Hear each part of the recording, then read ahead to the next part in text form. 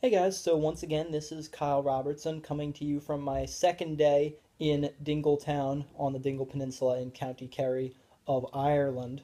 Today was pretty much a rest and relaxation day for me, although I did do a few fun things, and I'll throw it over to myself to give you a little recap of the start of the day at least. I'm going to walk into the center of town now and see what I can set up for today. Visit the tourist office, find out about kayak tours, boat tours, see if I can get on one. So I'll update you later. So they've got a little aquarium here in Dingle apparently, and they say it's open every day from 10 a.m. It's about 9 o'clock right now, but I was still trying to see what the options for boat trips were, but who knows?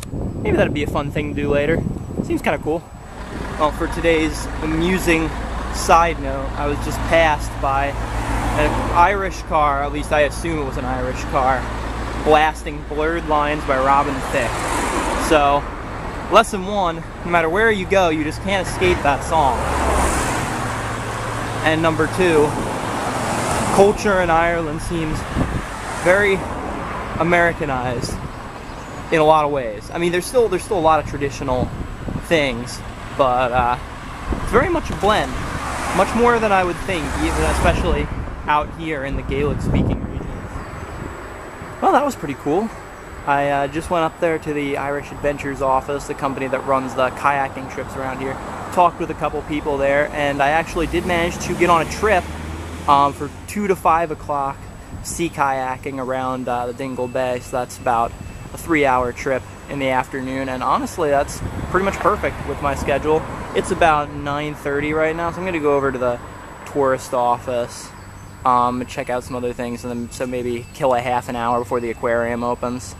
And for lunch I might just grab a sandwich from the supermarket or something, just make it easy. But yeah, we'll see what happens later on.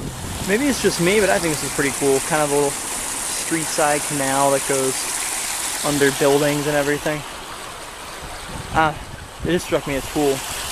So there are actually two options I had for boat trips. One was the kayak trip, and the other was like a 45 minute to an hour kind of, you know, on an actual boat trip, like not actually getting in the water myself. That involved meeting a local dolphin named Fungi, which apparently has been here for years and years and years, I think since the 80s. Just a random dolphin living in Dingle Bay that happens to say hi to the tourists all the time. So I thought about doing that, but I'm going to take the tour in the afternoon instead, because I really would like to go kayaking, and also I'm not going to do both because I don't want to spend my money and then have it be essentially the same thing except not kayaking, you know. But we'll see how it turns out. Well, just concluded my visit in the Dingle Aquarium. It's about a half an hour tour, and it's 13 pounds for an adult to get in, so a bit expensive, especially for only a half an hour. Initially I thought it was going to be a really tourist trappy type place, but actually it's pretty cool. They had some sharks, had some penguins, which was like the highlight of the whole exhibit, and some other pretty cool stuff in there as well. So it's probably more fun if you have little kids, but if you do, I definitely recommend checking it out. Right now I'm gonna go grab some lunch and then go back to my B&B, chill for a little while, and then set out on my sea kayaking adventure, which should be pretty fun. I'm excited.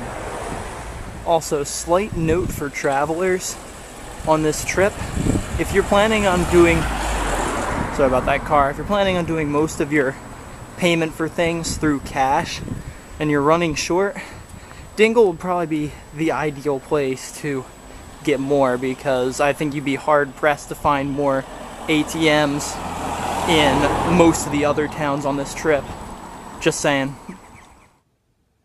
So I did go on my kayak tour, and yes, to answer your question, I did meet Fungi the dolphin. I didn't get real up close and personal, but when the tourist boats were there and he was there, and our kayaks were kind of in the same area, I was probably about 10 feet away from the dolphin, give or take. He was a big one, too. So he seemed very friendly to the tourists and everything, so I can understand why he's such an attraction. Also, I went and had dinner at the Goat Street Bistro right up the street from my B&B. That was Very, very good. I would highly recommend that. Also, I went to a local ice cream parlor called Murphy's that is local Dingle made ice cream and is extremely famous for their sea salt flavor, which I tried it, and it's kind of like vanilla with a splash of salt in it. It's really pretty good actually, and especially when you combine it with something sweet, like I had honeycomb caramel with it as well. It was delicious. So definitely go there if you're looking for something sweet to eat while you're here. That's about it for today. I'm going out again later on to grab a drink and listen to some traditional Irish music. It doesn't start until like almost 10 o'clock at night, and right now it's 7:30 ish. So I got a little while to wait, but yeah, I'm gonna have some fun with that and back to hiking tomorrow. My feet are actually doing a little better since I switched shoes to my other hiking shoes that I brought. They're not boots, but they should do the job just as well. And they're a lot more broken in, so my blisters actually haven't been bothering me too much, and my legs, while they're a little bit sore, are definitely feeling better. So, looking forward to getting out there tomorrow and doing some more hiking. I understand a lot of it is along a beach, so that should be pretty cool. So next time I talk to you, I'll be talking to you from Dunquin, and the distance was about the same as what I walked to get here to Dingle, so it'll be a longer one. But yeah, I will see you there. Thanks for watching.